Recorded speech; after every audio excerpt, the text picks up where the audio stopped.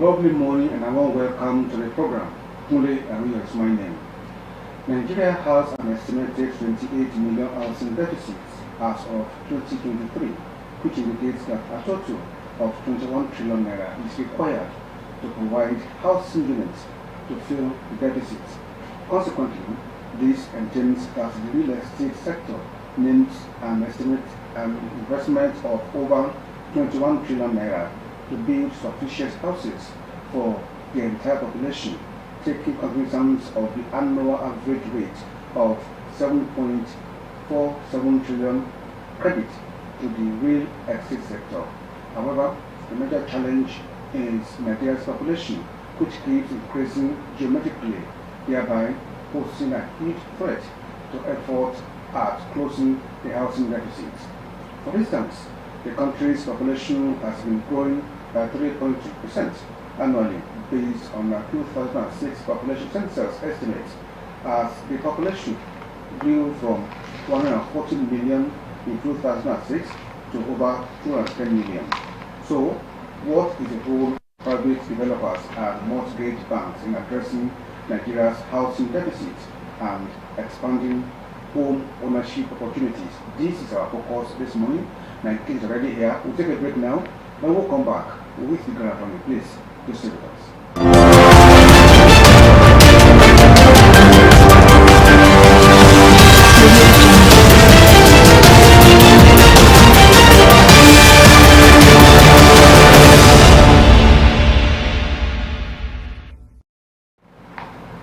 Welcome back. This morning we're looking at housing deficits in Nigeria and the role of private developers and as well the mortgage banks. And we have to do justice with I have Mr. Dapo Atere, a fellow of Nigeria Institution of Estate Surveyors and Valuers, a member of the Chartered Institute of Arbitrators of Nigeria, and also an instructor at the Osrc Polytechnic.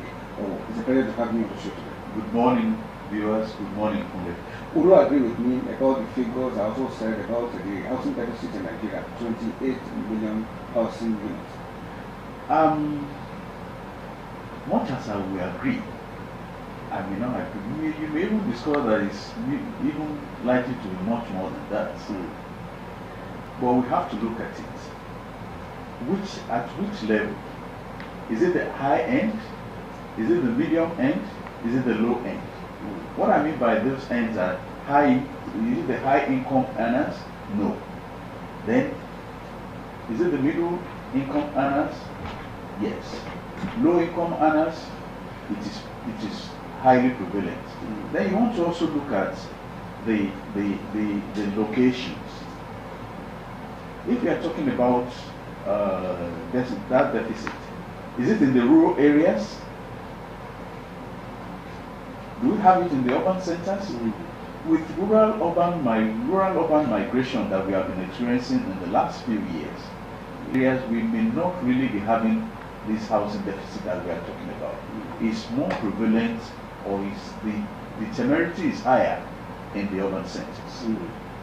So who are those in the category of this medium and low income earners that we talked about? When we talk about low income earners, we are talking of somebody who is earning probably between 70,000 naira and below per annum. And those kind of people are more in the informal sector of the economy. So those, I asked you specifically because I want to know if those living under the bridge are also captured in this low and medium income. Of course, yes, they are. You find that most of them are in the informal sector. Those artisans, people who earn income on a daily basis, people who do menial jobs and all the rest, they all fall within this category of low income earners. So they find it extremely difficult to have household their own. Of course, because the kind of system that is in place. For instance, how many of them can afford to have access to land? How many of them can afford to have access to consistent income such that they can have a mortgage for themselves. So when you look at the whole thing, you will discover that it is those people that are really impacted with housing deficit, and it's more prevalent in the urban centers. I ask you because I also want us to actually lay the kind of foundation for our discussion today. Yeah. Now let's look at the role of a developer. I would say that they are developers are striving, but because of the peculiar situation in Nigeria, you find that their target is more after the high-end ownership, that is high-income ownership. And why is it like that? Whether we like it or not, we run a capitalist society. We run a capitalist economy. And most of them are in business for profit.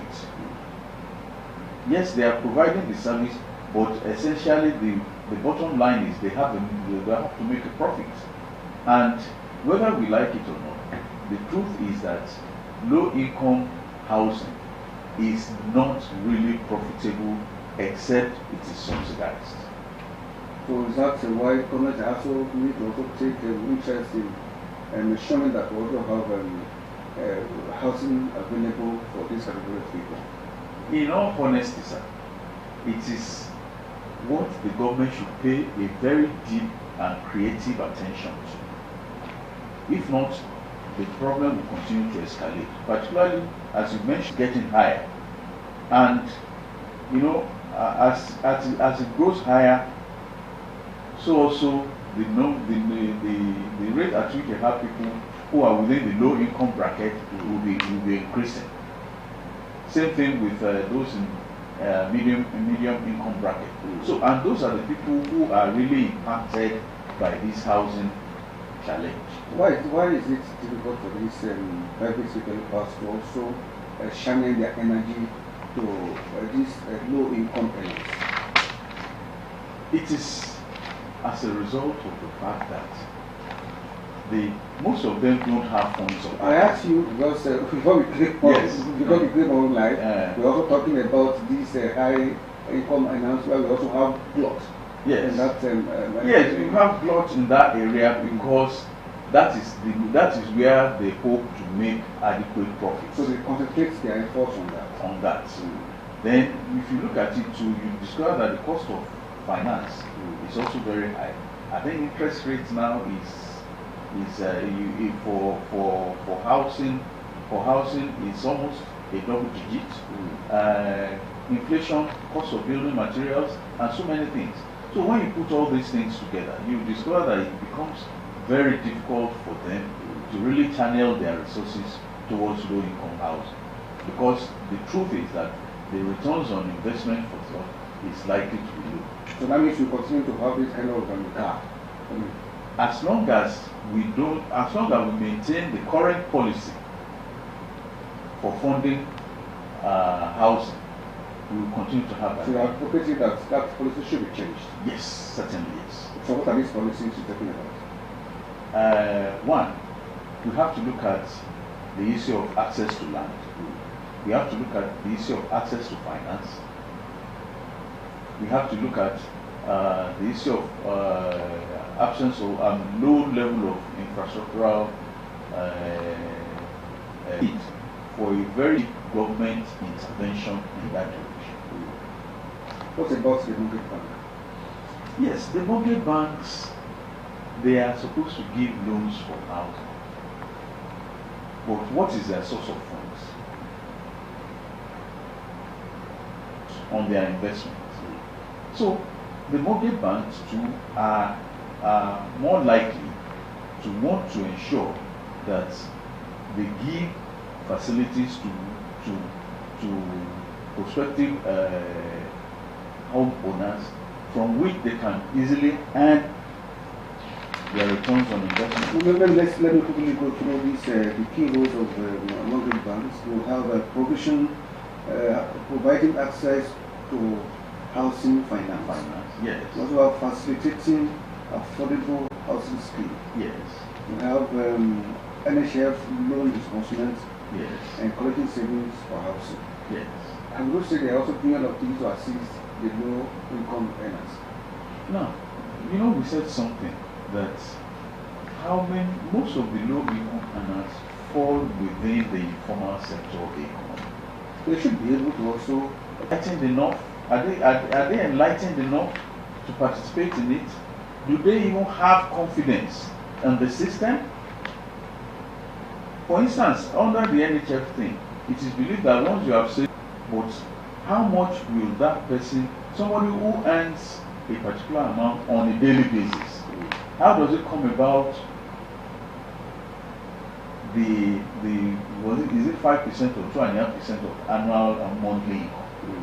How does it calculate it? How does it know it? There are days you will go out and will not have any work to do. How does those see? So these are all the challenges that are associated with this low income earners, with the exception of people who are working in informal sector, who can meet these obligations. Majority in the informal sector cannot. I know quite well that in the health insurance scheme, government is also striving to ensure that the informal sector is factored into what they are doing there. Yes. I think it's also high time that we also move in that direction to see that those in the informal sector are also taken care of. Because when you take a look at the figures, that we also agree that those that are having that housing deficit, because of how would I describe it? Inadequacy of personnel. It may be a bit difficult for government to actually penetrate that. The only available approach. Is it government now or the private developers? No, even the government. The government will provide the platform before the private developers can really have something to do with it. It's the best, the approach, the most reasonable approach is the adoption of cooperative. Yes, you see, the truth is, the bottom line lies in the fact that cost of doing these things is very, very high, and it will impact negatively. And that is where I say the problem comes. We have to educate ourselves, enlighten ourselves. We have so many trades and trade associations and all the rest. By the time they are encouraged to go into all these cooperative something, then the private investors or private developers can approach the private, their cooperative, or government can assist by, giving the cooperative societies funds which can be disbursed to their members. So through that, I know that we can achieve more. We can achieve more reducing deficits. Because in our society, you know how we build our houses. You build your foundation, you build your you build your walls, and gradually, stage by stage, you have a house. It is not. We can still not deviate from that. If we approach issues from that angle, then we'll be able to achieve more by what we have. We need to also take note to discover that developers also concentrating efforts in cities like Lagos, Port Harcourt, and Abuja. Yes. You hardly see them around here, especially in city, at least on our because that is where they will have quick returns on their investment. That's where the market is. That's where the market is. You won't compare the population of what you have in Akure. You won't compare what you have in Abuja with what you have in Akure, because that is where the concentration of business, commercial activities are. So the higher the level of commercialization of the community, the higher the tendency for them to want to invest in that area, because that is where you have returns on investment. Also, when you drive through the corridor on the road, you also see housing estates also strengthening up that corridor. Yes. What majority of them are doing are sites and services. And I will tell you why. In recent times, we are beginning to have contention on land. We are beginning to have a lot of fraud on land.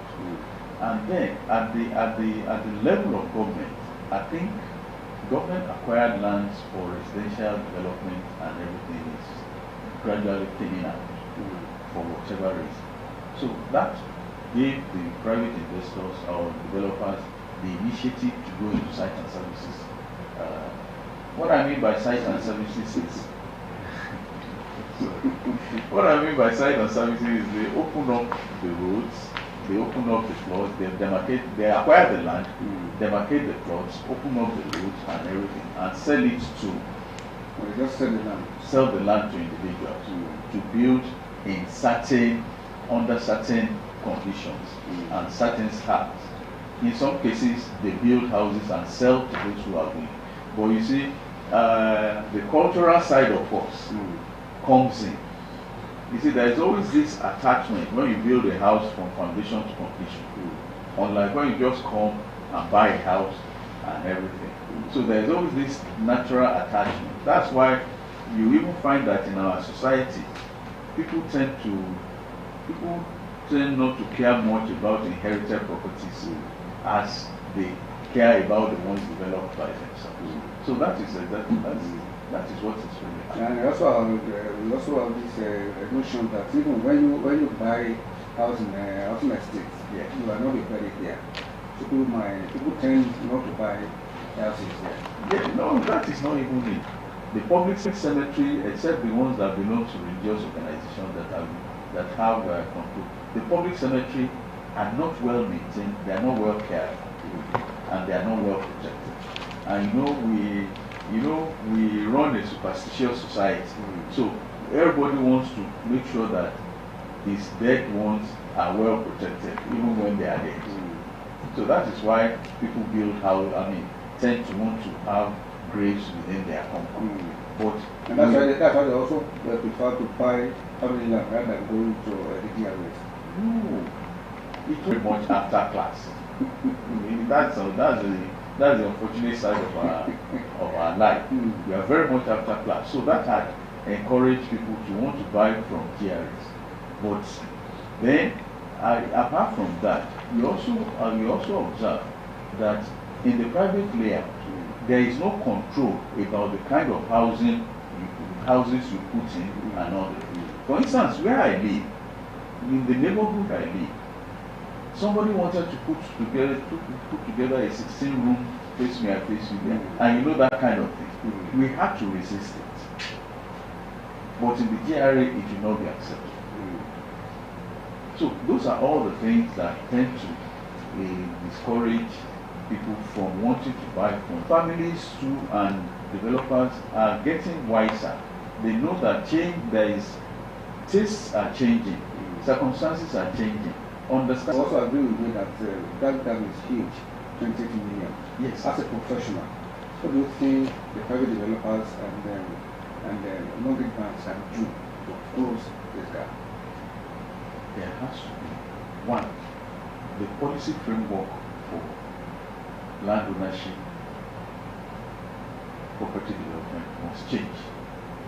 Then, whether we like it or not, we still need to have government intervention. It is government that can really intervene, give an enabling environment by way of access to funds at very low cost. Those are the areas by which this huge gap can be reduced. Then we need to really provide adequate data about ourselves so that it becomes easy for you to. You see, the moment you are traceable, 10 years you are traceable. Live here, go to Sokoto, you are traceable.